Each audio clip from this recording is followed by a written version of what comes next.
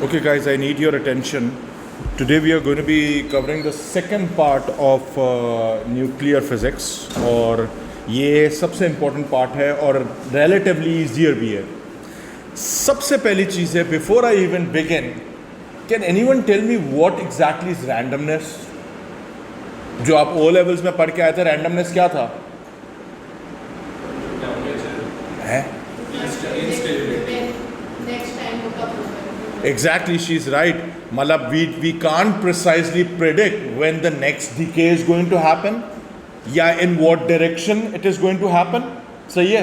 तो इसका मतलब है कि क्या हम लोग ये कह सकते हैं कि जब हमारे पास ये randomness का concept है तो so can we say that there is always a probability involved कि होगा या नहीं होगा.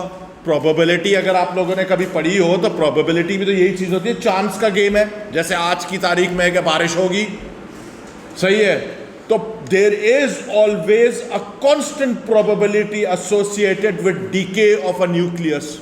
Remember this thing. ये प्रोबेबिलिटी कांस्टेंट है, इसका मतलब है the element of chance is actually constant. Is that clear? Do you understand this thing? अब आप एक काम करो, मैं इसको पहले रीड करके पहले मैं आपको दिखाना चाह रहा हूं कि मैंने क्या लिखा है इधर. Number 1, radioactive decay is a spontaneous and random process. जो कि मैंने अभी बात की.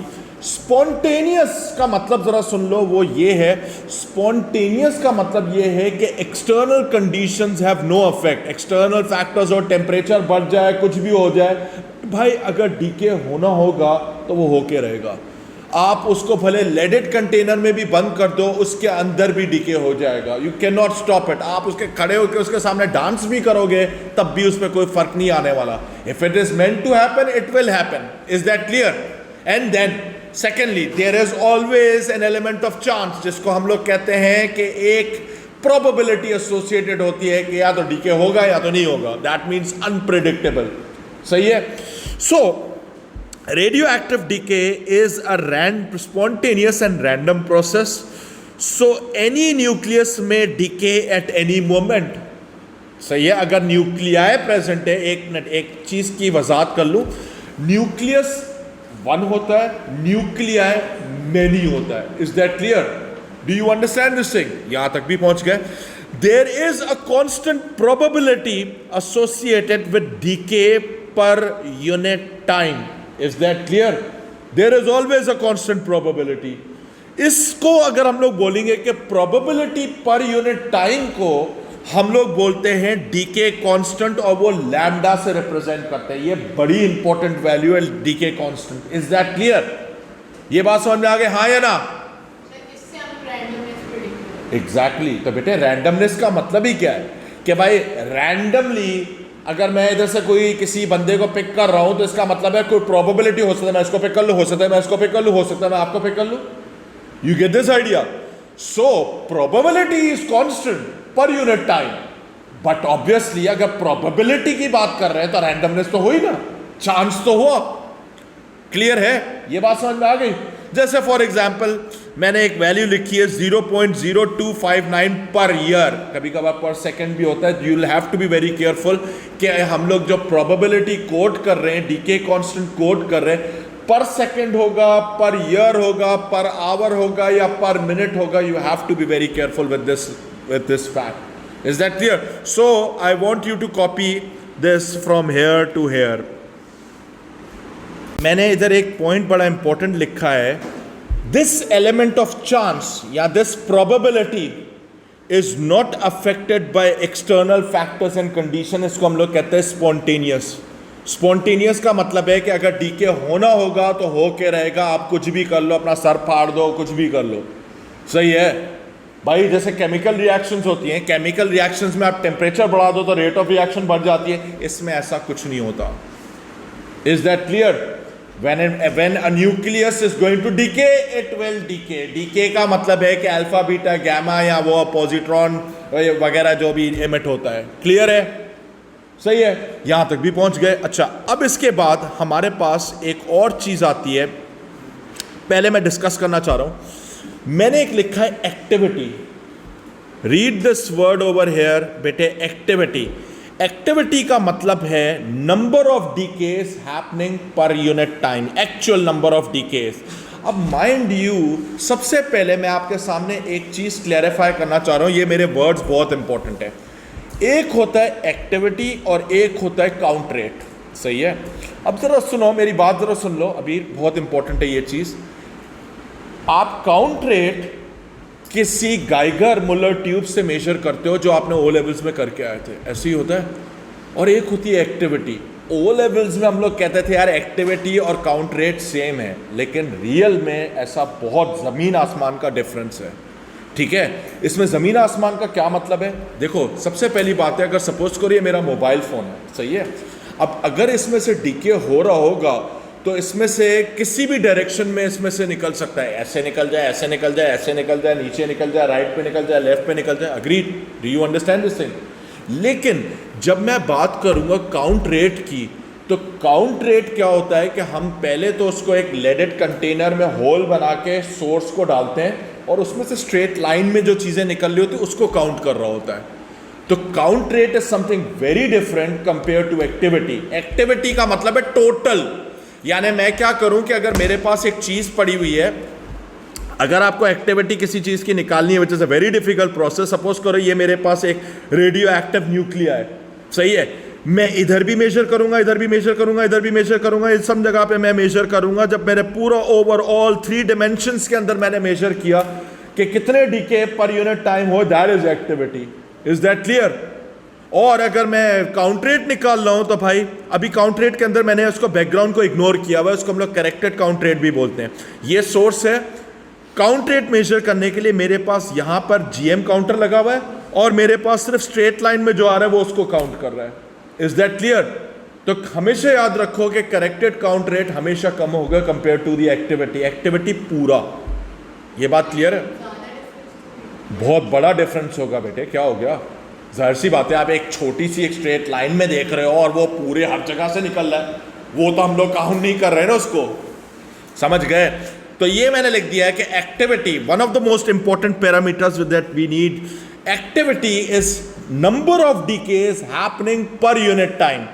अब पर यूनिट टाइम में अगर ये पर सेकंड आएगा तो उसको हम लोग बैकरल्स का यूनिट देते हैं। मतलब बैकरल अगर बोलेगा कि भाई 2 बैकरल, 3 बैकरल, 100 बैकरल, 1000 बैकरल्स, तो ये याद रखना ये पर सेकंड के हिसाब से होगा। अदरवाइज फिर कुछ भी यूनिट हो सकता है, फिर बैकरल यूज नहीं होगा, फिर ऐसा लिखा होगा number of decays happening per unit year, per year, per hour, पर मिनट। अगर पर सेकंड है तो चुपचाप उसको मान लेना कि भाई हाँ ये बैकरल्स है। क्लियर है? ये बात क्लियर हो गई? अच्छा, अब सबसे पहली चीज है, मैंने यहां पे लिखा है कि activity is dependent on the number of decays happening per unit time. So it makes sense कि अगर मैं लार्ज सैंपल यूज करूंगा तो उसमें हमारे पास लार्ज नंबर ऑफ न्यूक्लियाई होंगे। लार्ज नंबर ऑफ न्यूक्लियाई होंगे तो एक्टिविटी और ज्यादा होगी। अग्रीड? Is that clear? यानी मैं ये कह सकता हूं कि activity itself is directly proportional to the number of nuclei. बड़ा सैंपल, ज्यादा न्यूक्लियाई, ज्यादा डीके हो सकते हैं, कम न्यूक्लियाई, कम डीके। Do you understand? जैसे एक्टिविटी हमारे पास कम होगी, अगर मेरे पास ज्यादा न्यूक्लियाई होंगे ज्यादा एक्टिविटी होगी हमारे पास। It's a fact, right? Clear है? ये बात समझ में आ गई? ठीक है, तो ये मैंने लिखा है। अब उसके बाद सबसे इंपॉर्टेंट चीज है, आप इसको जरा यहां से लेकर यहां तक, बल्कि इधर से लेकर इधर तक, तो इसको पूरा कॉपी कर लो प्लीज। अभी डू इट राइट नाउ। मैंने आपको ये कॉपी करने को बोला तो फिर वही बात है, unit of A is becquerels. Becquerel is 1 decay per second. Minus sign means N decreases with time. जाहिर सी बात है, नंबर ऑफ न्यूक्लियाई जो है थे वो कम होते जाएंगे, सो ए ऑल्सो डिक्रीजेस। लेकिन आप एक काम करना, जब कैलकुलेशंस करो तो माइनस को आप इग्नोर कर सकते हो, ठीक है? I would want you to ignore it in the calculation. It's just के थ्योरेटिकली मैं आपको ये बात बता रहा हूँ। यहां तक भी हो गया। फाइनली तो फिर हम लोग ये, जब मैंने लिखा था कि भाई a itself is equal to dn over dt which is small change in n over small change in time लिखा था, तो इसको मैं एक्टिविटी की जगह पे मैं ये लिख सकता हूँ, ये फाइनल वर्जन आपके सामने आ गया। Is that clear? सही है, कोई मसला ही नहीं है, ये सबसे इंपॉर्टेंट है। बस आप एक काम करो, इसको बाय हार्ट मेमोराइज कर लेना कि भाई a is equal to n lambda, बस a is equal to n lambda, minus sign भी छोड़ दो, इसको मेमोराइज कर लो, चार चांद लग जाएंगे आपके, समझ गए? अच्छा, ये चीज मेरे पास कांस्टेंट रहेगा, सही है, सिर्फ ये दोनों में चेंजेस आएंगे, अगर ये n गिरेगा तो a भी गिरेगा। अग्रीड? सही है। अच्छा, अब एक छोटा सा सवाल है आपके लिए, मैं इसको इधर ही रखता हूँ, थोड़ा सा नीचे स्क्रीन पे आएगा क्योंकि वर्किंग मैंने की हुई थी, तो मैं ये आपके सामने रखता हूँ, ये आप ट्राई करोगे एक दफ़ा? Give it a shot guys. The decay constant for carbon 14 is this, ये डीके कांस्टेंट गिवन है, पर सेकंड गिवन है, be careful. What is the activity of a sample of 100 billion, billion means 10⁻⁹, ये मेरे पास activity आ रही थी, check कर लो, यही आ रही है आपके पास, लेकिन ये याद है ना 0.384 पर सेकेंड, सही है, बैकरल्स में पर सेकेंड हुआ ना, बैकरल्स पर सेकेंड, सब सही है, यहां तक भी हो गया। अच्छा, अब इसके बाद एक सबसे इंपॉर्टेंट चीज है यार, ओ लेवल्स के अंदर आप एक चीज करके आए थे कि आपके पास एक ग्राफ हुआ करता था, और हमारे पास अगर यहाँ पे n होता था, नंबर ऑफ न्यूक्लियाई होते थे, तो इस साइड पे हमारे पास टाइम चल रहा होता था, तो हमारे पास यूं ग्राफ जाता था एक्सपोनेंशियल, याद है ना, ऐसे ही जाता था। तो हमारे पास डीके इटसेल्फ इज एक्सपोनेंशियल, लिख लो ये चीज़, सारी इंपॉर्टेंट चीज़ है। सो इसकी एक डीके इक्वेशन बनी हुई है, n रिमेनिंग या n is equal to n naught, n naught stands for initial number of nuclei e raise to power minus lambda T. अच्छा, अब एक minute, don't be intimidated by this equation, क्योंकि ये सब जगह पे इसी तरह थी, एक्सरे में भी एक्सपोनेंशियल डिके था, आई मीन डिके क्या, एक्सपोनेंशियल अटेनुएशन थी, अल्ट्रासाउंड में भी एक्सपोनेंशियल अटेनुएशन थी, एंड सो ऑन। सो ये कोई नई चीज़ नहीं है, इवन जो कैपेसिटर में चार्ज गिरता है वो भी एक्सपोनेंशियल ही गिरता था, तो this is not something new, सही है, तो इसको कॉपी कर लो आप। इंपॉर्टेंट चीज है हाफ लाइफ। हाफ लाइफ आपने ओ लेवल्स में भी पढ़ के आए थे, average time taken for half of the radioactive unstable nuclei to decay. ठीक है, अनस्टेबल होना जरूरी है, और रेडियो एक्टिव ही बोल दो तो अनस्टेबल का वर्ड वैसे ही आ जाता है, तो यहाँ पे एक तरह से मोनोटोनस हो गया, आप चाहो तो सिर्फ रेडियो एक्टिव लिख दो, सही है, radio active itself means unstable, तो आप चाहो तो इसके यहाँ पे ब्रैकेट लगा दो, ये बड़ा इंपॉर्टेंट चीज़ है। या हम लोग ये भी कह सकते हैं average time taken for activity to decrease by half, सही है, ये भी आप कह सकते हो, क्योंकि एमएस के अंदर एक्टिविटी का वर्ड होता है, but I still prefer this one over the MS version. मैं इसको ज़्यादा प्रेफर करता हूँ बिकॉज दिस साउंड्स मोर अच्छा, सही है। Is that clear? क्लियर है क्लियर है आपको? अच्छा, सही है। अच्छा जी, अब इसकी डेरिवेशन करेंगे हम लोग, सही है। अब मैं डेरिवेशन करवाने के लिए जो है, मैं जाहिर सी बात है, मैं जब भी डेरिवेशन करवाता हूँ तो मैं अलग से करवाने की हामी में होता हूँ। डेरिवेशन करते हैं हाफ लाइफ की, ज़रा सुनो। सबसे पहले हमारे पास इनिशियल नंबर ऑफ न्यूक्लियाई को मैं क्या नाम दे दूँ? n नॉट दे दूँ, सही है, और e raise to power minus lambda T दे दूँ, सही है। अब मैंने आपको बोला था, जैसे अकॉर्डिंग टू द डेफिनेशन मैंने कहा कि भाई आपके starting initial number of nuclei n not था, तो एक हाफ लाइफ के बाद कितने हो जाएंगे? हाफ। तो इसका मतलब है कि मेरे पास हाफ n नॉट लिख सकते हैं इधर, तो इसका मतलब है ये और ये कैंसिल हो जाएगा, और t की जगह पे मैं t हाफ लिख सकता हूँ क्योंकि ये टाइम हाफ लाइफ का था। यानी फाइनली मेरे पास हो जाएगा 1/2 is equal to e raise to power minus lambda T half, सही है। यहां तक भी पहुंच गए? अगर मैं यहां तक पहुंच गया तो इसमें ln लगा सकते हैं, ln 1/2 is equal to minus lambda T half, सही है।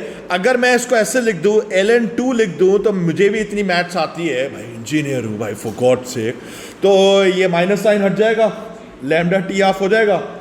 तो इसका मतलब है कि टी हाफ अगर आपको निकालना है, हाफ लाइफ किसी भी चीज़ की निकालनी है, all you need to do is ln2 divided by the decay constant. Is that clear? ये मैंने आपके सामने हाफ लाइफ की इक्वेशन की डेरिवेशन करके दी है। ये मेरे पास क्या है, इसको हम लोग डीके कांस्टेंट कहते हैं। अगर डीके कांस्टेंट पता है, आप डायरेक्टली निकाल सकते हो हाफ लाइफ। सही है? Copy this guys. फिर यही चीज़ मैंने इधर भी करके दिखाई थी, लेकिन मैंने वही है कि आप लोगों की खातिर जो है मैंने दोबारा करके दिखाया है उधर, ताकि आप लोगों को बेटर समझ में आ जाए। टी हाफ का हो गया हमारे पास, यहाँ तक पहुँच गए।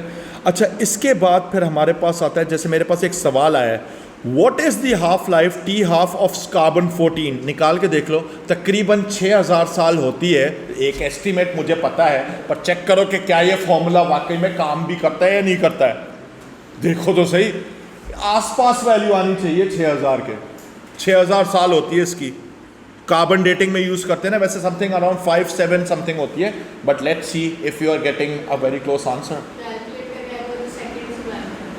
तो उसको ईयर्स में कन्वर्ट कर लेना, जाहिर सी बात है, कौन सी बड़ी बात है। A2 के स्टूडेंट्स हो, खुद करो कन्वर्ट। अभी आप निकालोगे 5700 ईयर्स ऑलमोस्ट। सही है ना? आपने राउंड ऑफ कर दिया, यही वैल्यू आ रही थी, मैंने आपको बोला था। हाँ, जब आप इस फॉर्मूला को इनपुट करोगे, ये ln2 डिवाइडेड बाय ये करोगे, सिंस ये पर सेकंड है तो हाफ लाइफ भी सेकंड्स में आएगी, उसको ईयर्स में कन्वर्ट कर लेना ताकि अप्रिशिएबल अच्छा लगे, डिपेंडिंग के क्वेश्चन क्या बोलता है। सही है? ये बात समझ में आ गई? तो इसका मतलब है कि ये फॉर्मूला फर्स्ट क्लास है and it works. Is that clear? अच्छा, इसके बाद हमारे पास है लॉग हाफ लाइफ एनालिसिस। इसको मैं अलग तरीके से करवाना चाह रहा था, बल्कि मैं ऐसी भी समझाऊँ, एक दफ़ा ट्राई करके देखूँ। ज़रा इधर देखो, सबसे पहले एक चीज़ है, फैक्ट है कि इस हाफ लाइफ एनालिसिस के अंदर मैं एन से भी कर सकता था। मैंने अभी एक्टिविटी सेलेक्ट किया, मेरी मर्जी है। सही है, कोई मसला नहीं है इसमें। ये मैंने लिखा, एक काम करें, इसमें अगर मैं ln डायरेक्ट डालूं दोनों साइड पर, दिस इज वेरी इंपॉर्टेंट, 2023 के पेपर में आ चुका है। इन दोनों साइड पे आप ln लगाओगे तो क्या ये बन सकता है आपके पास? Convince yourself. मैं चाहता हूं कि पहले ये लिखो और फिर ये बनाओ। ये बन गया, यहां तक बन गया। उसके बाद फिर मैंने एक और काम किया कि मैंने इसको रीअरेंज किया, तो मेरे पास ln ही तो वैसे ही खत्म हो गया, 1 के बराबर होता है, यहां तक भी पहुंच गए। फिर आपको क्या करना है, आप एक ग्राफ प्लॉट करोगे, किसका? ln a अगेंस्ट t का ग्राफ। सही है? वो स्ट्रेट लाइन आएगी। देखो मसला क्या है, अगर आपने डायरेक्ट डी के इक्वेशन लेकर आप बनाओगे तो वो कर्व आएगा। अब कर्व के अंदर मसला ये होता है कि रियल वर्ल्ड के अंदर कर्व के अंदर जो होता है, आपकी वैसे ही जब कर्व बनाते हो, फ्री हैंड कर्व बनाते हो, तो उसमें अनसर्टनिटी वैसे ही हाई होती है। ये हम लोग लॉग एनालिसिस से अगर हम लोग स्ट्रेट लाइन बना लेते हैं तो अनसर्टनिटी कम हो जाती है, खत्म नहीं होती है बट कम जरूर हो जाती है। ये बात याद रखना। अगर आपने एक्सपोनेंशियल कर्व बनाया, ठीक है, बना लिया आपने, कोई मसला नहीं है, लेकिन उसमें सिर्फ एक ही मसला है कि अनसर्टनिटी ज़्यादा होती है, इसमें अनसर्टनिटी कम होती है। सही है? सो फाइनली फिर plot a graph of ln a against t अगर किया, तो फिर मैंने इसको थोड़ा सा रीअरेंज किया, तो मेरे पास ग्रेडियंट किसके बराबर आ रहा है? माइनस लैम्डा के बराबर आ रहा है। या मैं इसको कह सकता हूं negative of the gradient is equal to lambda. यानी मेरे पास जो फाइनल इसका ग्राफ है वो ये है, ये देख सकते हो, ग्राफ प्लॉटेड ऑफ प्रोलैक्टियम 234 डीके। सही है? ये आप देख सकते हो, आपके स्ट्रेट लाइन आ गई। अब इसके अंदर आपके पास अनसर्टनिटी कुछ हद तक कम होगी compare to a direct curve बनाओ। सही है? वैसे रियलिस्टिकली आपको पता है, जब आपका जो कर्व होता है ना, डीके कर्व अगर आप बनाते हो, तो वो कर्व ऐसे टेढ़ा मेढ़ा होते होते होते होते यूं जा रहा होता है रियल वर्ल्ड में, रैंडमनेस की वजह से। सही है? तो इसमें वैसे भी एक अनसर्टनिटी थी। उसके बाद फिर आप जब वो स्कैटर पॉइंट सेलेक्ट करके ये मैं गलत बना रहा हूँ, स्कैटर पॉइंट सेलेक्ट कर अगर आप बनाते हो, फ्री हैंड बनाते हो, तो उसमें अनसर्टनिटी बहुत ज़्यादा आ जाती है। सही है? तो इस वजह से we resort to this method for better answers. Got it? सही है, इज दैट क्लियर? अच्छा, एलएन का एक और सबसे बड़ा फ़ायदा ये होता है कि आपको यूनिट का कोई ख़ास ख्याल रखना नहीं पड़ता, सिर्फ नीचे जो टाइम का यूनिट होता है only that matters, otherwise nothing matters. Direct इसका ग्रेडियंट निकालोगे, डीके कॉन्स्टेंट्स आपके हाथ में होगा, कोई ज़्यादा सोचने की ज़रूरत नहीं है कि वर्टिकल एक्सेस पे एलएन के साथ क्या लगा हुआ है। सबसे बड़ा फ़ायदा ये होता है इसका, समझ गए? Is that clear? क्लियर है? ये आपने कॉपी कर लिया था ये वाला हाफ लाइफ एनालिसिस? कर लिया सबने? कर लिया? कर लो बेटे, कर लो, मैं टाइम दे रहा हूँ आपको। Okay guys, so this completes the entire theoretical part of the nuclear physics of A2। आपके पास मैंने बाइंडिंग एनर्जी वगैरह सब पिछले लेक्चर में था, अभी ये वाला भी आपके पास हो गया, आपका ये वाला चैप्टर पूरा ख़त्म हुआ। अब जाहिर सी बात है, अभी अगली क्लास में I will be doing questions with you guys in the next class. Guys, take care, see you, please subscribe to this channel. Shorts का सेक्शन ज़रूर विजिट करो, उसमें से जितनी शेयरिंग कर सकते हो करो। हमारा टारगेट बहुत जल्द अचीव होने वाला है 1 मिलियन का। Okay guys, take care.